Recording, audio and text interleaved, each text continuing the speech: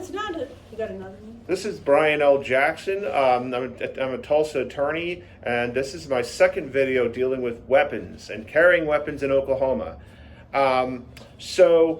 Last time we were talking about what you can carry. I want to talk today about where you can carry. And this is probably the single biggest trap as far as how you can get yourself in trouble. I think most people are probably, if you're normal intelligence, you would know the difference between a .45 handgun versus like a 50.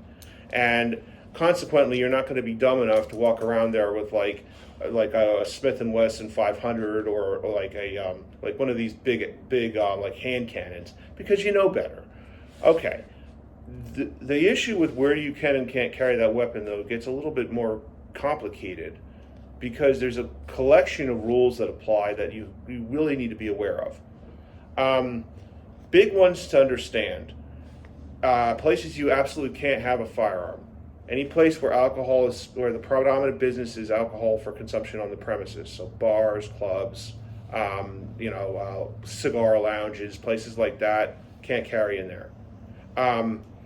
You can't carry into any kind of a school, or unless if it's private school and you have permission of the headmaster or the principal, president, whatever, then you can carry. Otherwise, you can't. If it's a public school, you just can't carry. Can't carry in any place where the government does business with the public. And there's a lot of places like that you wouldn't think of. I mean, obviously the courthouse, but then there's also places like the county buildings, like, the land registrar's office, the tax office, police stations, the sheriff's office. Post office. Post office is federal, but yes, you can't carry there either. And I'm going to get to federal in a second here. Can't carry into, I would think arguably if it's a public hospital, can't carry there. Again, any place where that's a place of detention, like, where they hold inmates, jails, prisons, detention centers, juvenile detention centers, can't carry there. You can't carry into mental hospitals. Obviously public, but private as well. You can't carry there. You can't carry onto a college campus. Can't have it there. You can't carry anywhere where they're conducting professional sporting events, which that's an interesting one, but that is actually a rule. Like, so if you're going to like a Drillers game, can't carry there. You cannot carry into any place where there is gambling or pari-mutuel wagering. So casinos, sports books, can't carry there. How about the BOK? BOK Center? Yes. Depends on why you're there, but I believe that comes under another scenario, which is private places that prohibit it. Okay. Now, private places that prohibit it are a little different than the places I listed off. If you get caught with a weapon on any of those places, particularly a firearm, you're going to get charged with a crime, probably a felony. Private property that prohibits it is a little bit different, because there is not a specific statute that makes that a crime beyond just general trespassing. So generally what happens if you carry on a private property where it's prohibited and get caught is you'll be told to leave, and then you'll get trespassed off the property, and if you come back after that, you could be arrested for trespassing after being forbidden, but that's a little bit different. Federal places, Dr. Gwinnett mentioned post offices, military reservations are another place, like, for example, Tinker Air Force Base down by Oklahoma City. Any kind of a secure federal area you can't carry. VA clinics, you can't carry there. BLM land has its own rules, and it's something that's a whole other topic that that requires. When I say BLM, I mean I don't mean Black Lives Matter, but Bureau of Land Management.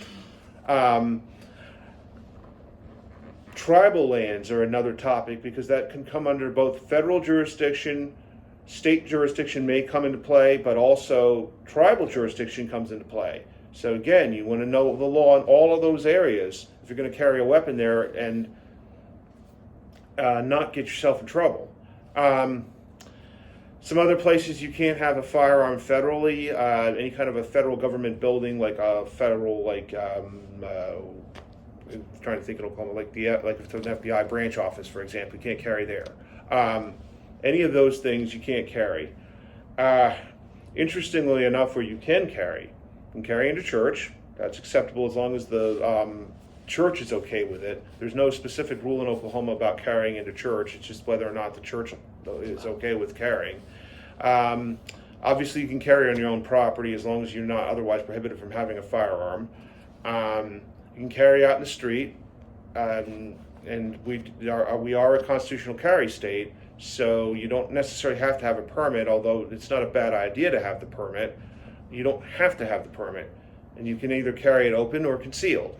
So yes, you can carry out in the street. You can carry out while hunting, obviously. You can, let me think here, you can carry it in your car. As you know, the only exception with that one is you can't be under the influence of anything, because you are prohibited from having a weapon on you if you're under any intoxicating substance. Now, alcohol is the obvious one, but that also includes weed, even if you've got your card. It includes certain prescription medications, like some that come to mind would be things like benzodiazepines, any kind of a barbiturate, opioids, fentanyl. Arguably, if you're talking about methamphetamine, or arguably if you're talking about strong prescription stimulants, maybe. But yeah, any of those kind of medications potentially could mean you can't carry a weapon. So those are things to be aware of, and if you're going to carry, you need to understand that. The next time I come back, I'm going to talk a little bit about the actual self-defense laws. When can you employ force? When can you employ deadly force? Because the rules are different. And is there a duty to retreat? So we'll talk about that next time. But yeah, these are all things you really want to be aware of if you're going to carry a weapon. Because if you're not careful, you can get jammed up. And that's not cool. One last thing I want to cover about where you can carry, and this is sort of tangentially related, but we might as well cover this here, is what do you do if you encounter police when you're armed?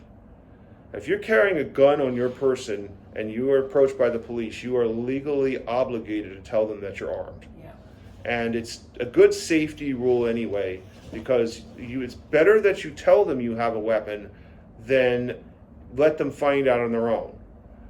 And usually the best way to handle that is, let's say it's a traffic stop, when they ask, usually the first thing they're going to say to you is they're going to say, do you know why I pulled you over? Which the correct answer to that question is always, no, officer, I have no idea. The next thing they'll usually do is ask for license and proof of insurance. It is at that moment is probably the first time you're going to have a chance to speak, other than, no, officer, I have no idea. And you're going to say, officer, I'm about to reach for my license and registration. I would like to let you know I am carrying a weapon pursuant to the Oklahoma Self-Defense Act. And then you tell them where it is. And then you keep your hands visible and you don't reach anywhere near where that weapon is. Mm-hmm. Because it is not worth getting shot over that. And there have been incidents in Oklahoma of people that were not careful about that and got shot. So you want to be you got to be very aware of that. That if you are going to be armed, you have to you got to really be cautious when you're interacting with law enforcement, because at the end of the day, what is a cop? They're an armed stranger. You catch them at a bad time on a bad day, or it's late at night and dark in a shady neighborhood. If they feel threatened, it's going to be a very bad day for you. That's right. Yeah. So that kind of covers what I wanted to talk about today. If you have any questions about any of that, feel free to reach out. My number is 717-460-4881, and I hope to hear from you. Thank you.